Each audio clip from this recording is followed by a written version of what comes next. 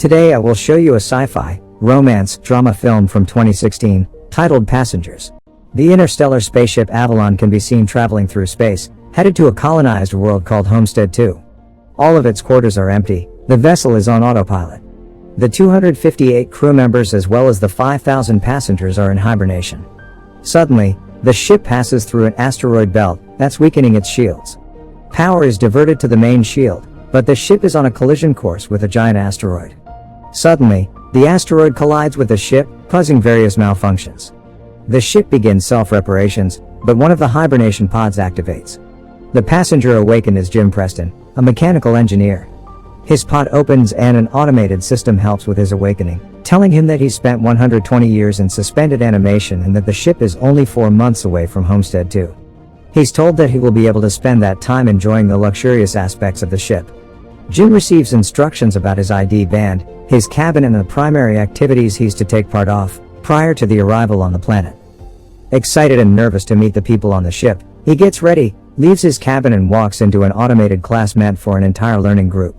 Jim looks a little anxious, as the hologram explains the situation on Earth, calling it overpopulated, overpriced and overrated. It tells him to hold his questions to the end of the lesson, but Jim keeps asking why he's the only one there. He realizes that the hologram can't answer him and goes to search for other people. He gets to the main concourse of the ship. No one is there either, but an automated informational desk offers to help. Jim asks to talk to a real person and it sends him off to talk to a steward, but when he finds that no one is there too, he asks to speak to the captain. When he gets to the bridge, even though he doesn't have access to go inside, he can see that none of the main crew is awake either.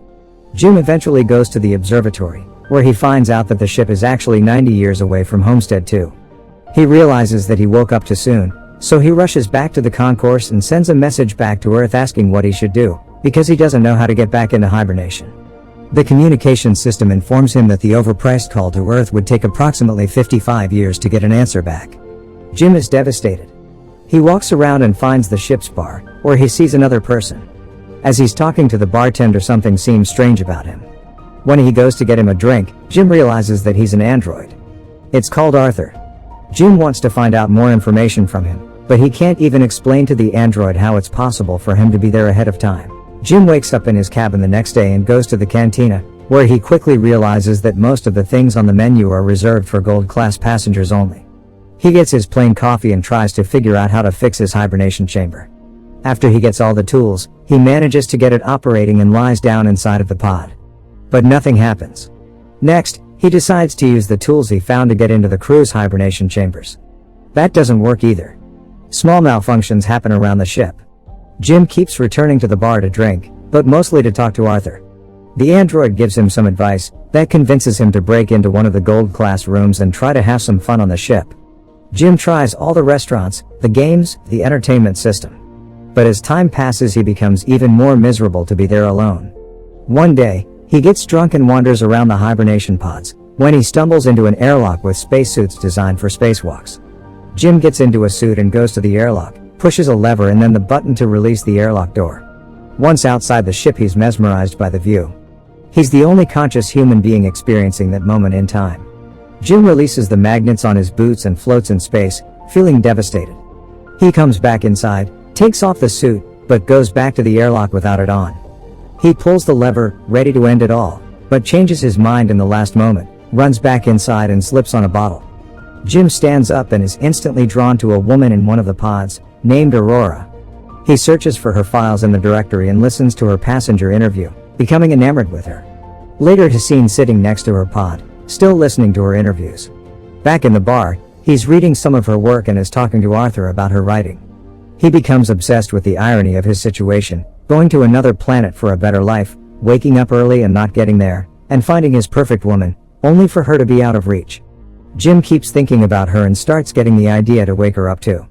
He talks it over with the android, but he doesn't understand the conundrum. If he wakes her up for his own benefit, he'd be stranding her there with him, to die on the ship. Jim decides against it first, but as time goes by he can't let it go, until one day, he changes his mind. He goes to her pod and manages to activate it. As she's waking up and going through the same process as he did, he hides and goes back to his room. A little bit later he goes to the main concourse, hoping to find her. And there she is, just as confused as he was a year ago. Jim tells her they're the only ones awake and takes her to the observatory. Then he tells her that he can't get to neither the crew, nor the main commands of the ship. Aurora freaks out and wants to get back into her pod. When they get to it, Jim explains that there is no special equipment on the ship that can help them get back into hibernation, effectively telling her that they're stranded. They go back at the concourse and he tells her that she should rest, since she just came out of hibernation. She feels sorry for him, having to spend more than a year alone on the ship. Jim goes back to the bar, feeling regretful about what he did. He asks Arthur not to tell Aurora that he was the one that woke her up. The next day, Aurora wakes up. She goes back to the concourse and asks the automated info desk about the hibernation pods. Jim joins her there and they go to get breakfast. As they leave, the info desk has some sort of malfunction. In the cantina, Aurora realizes that Jim has been eating the same breakfast for more than a year and gets him one of the gold class menus. They talk about the possibility to fix the pods, but, unlike Jim, Aurora isn't ready to give up. She searches through the infirmary, then goes through research documents, eventually ending up at the crew's hibernation quarters trying to break the doors open. Jim notices more malfunctions throughout the ship. Sometime later, Aurora laments about her life on the Avalon. She writes, jogs around the ship and swims in the pool, becoming more and more aware of her situation. She goes to the cantina to interview Jim, thinking that his story might be interesting. She asks why he immigrated to the colony. Jim answers with slogans from the company first, but then further explains that he hopes that on the new world he could be somebody, he could build a life. Later, they end up in the observatory and Aurora finally shares her reason to be there. Unlike the other passengers on the ship, she has a round-trip ticket. Her idea was to go to Homestead 2, live there for a year and come back to Earth, to become the first journalist that has ever done that, writing the greatest story that ever was. Aurora slowly gives up on finding a way to fix their current predicament and Jim figures out a way to cheer her up. He takes her dancing, to the cinema, and to the basketball court. Lastly, he takes her to the bar to meet Arthur. She relaxes for a bit, until she remembers their situation. Jim is left alone with the android, feeling awful about what he's done to her. The next moment he's seen tinkering with something and in the other Aurora walks into the observatory to find a miniature of the Chrysler building he made for her. Sometime later, they go on a date at the bar. They have dinner and share stories about their lives. She tells him that her father died when she was a teenager. After the dinner, Jim takes Aurora to the airlock and they get into the spacesuits. They go out for a spacewalk together. Jim finally has someone to share that magnificent experience with. Jim switches off the magnets on their boots and they float together in space. They come back inside and immediately kiss, retreat to his cabin and sleep together. Soon after, they start living like a couple. Aurora moves into his cabin and writes about her life on the ship. They jog together, eat together, sleep together. Jim explores the ship further and finds the hydroponics bay. He brings Aurora flowers. One day the ship passes by a red giant and they go to the observatory to see it. It's Aurora's birthday, so later that night they celebrate it in one of the many restaurants on the ship and then the bar. Jim goes to the washroom and prepares the ring he made for Aurora, while she stays in the bar chatting with Arthur. The android tells Aurora that Jim woke her up intentionally, unaware that he was still to keep that a secret. Suddenly, Jim comes back and she confronts him in absolute disbelief. She runs away furious and panicked. Jim comes back to his cabin to find all her things gone. He runs into her in the cantina the next day, but the moment he speaks, she runs away. Aurora is desperate. One night she goes over to Jim's cabin, punching and kicking him, wanting to kill him. Talking to her over the comm because she keeps avoiding him, Jim tries to apologize and explain his actions to her. He tells her he fell in love with her, but Aurora doesn't care. She can't forgive him for taking her life. One night, as Jim is in his cabin, another malfunction happens. The ship faces a critical error and the main command shuts down. Later, he walks into the elevator and it malfunctions. Aurora walks into the main concourse and sees that Jim has planted a tree there. Then, she goes to the cantina, where the food dispensary is also malfunctioning. Suddenly, both of them hear the voice of the deck chief over the comms, asking who planted the tree. They both run into the concourse and see Gus Mancuso standing in front of Jim's tree. They introduce themselves and tell the chief about the situation.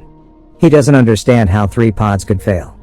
Mancuso takes them to the bridge and he discovers that there is something wrong with the ship, but the information on the systems has to be checked manually.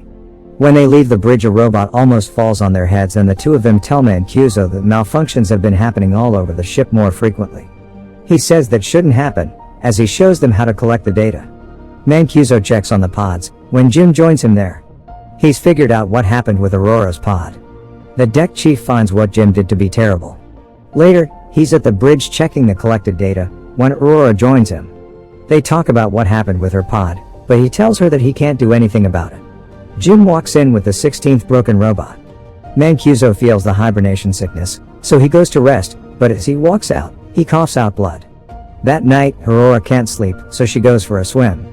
Suddenly there's gravity loss throughout the ship and she starts drowning as the water from the pool moves with her. The gravity drive resets and she barely makes it out alive. They both run into each other going to find Mancuso.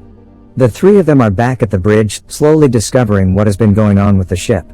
Mancuso figures out that something happened 2 years ago, taking out a major system. They need to find and fix what has caused the failure, because the entire ship is trying to pick up the slack. If they don't fix it, the entire vessel will be stranded.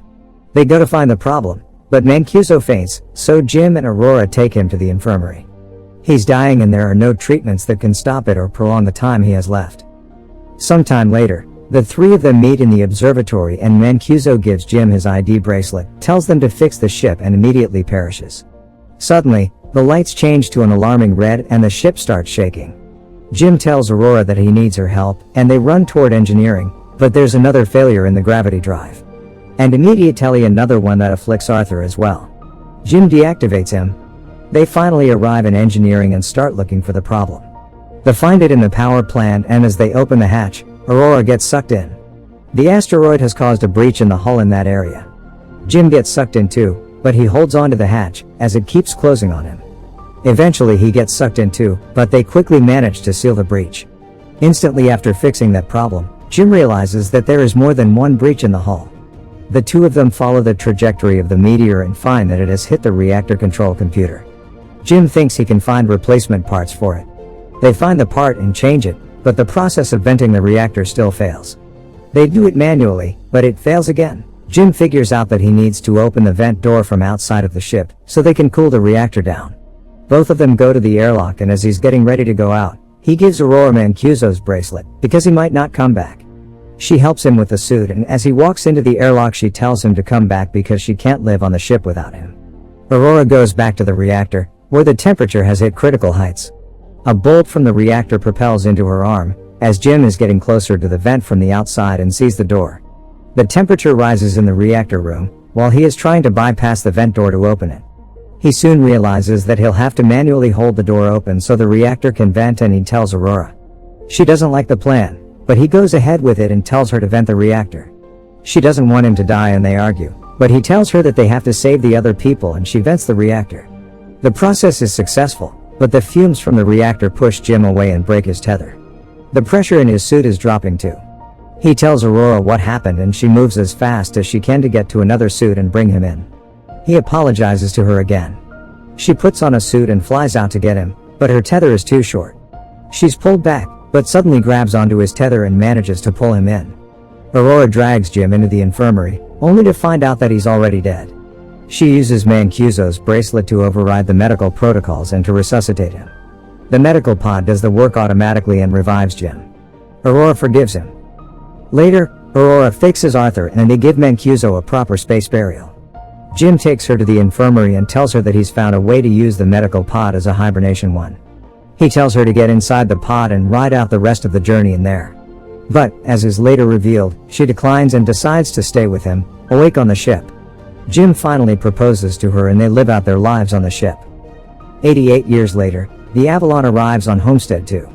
The crew wakes up and finds the ship in a very unexpected state. Aurora leaves them a message, retelling the story of the life her and Jim had on the ship while the rest were sleeping.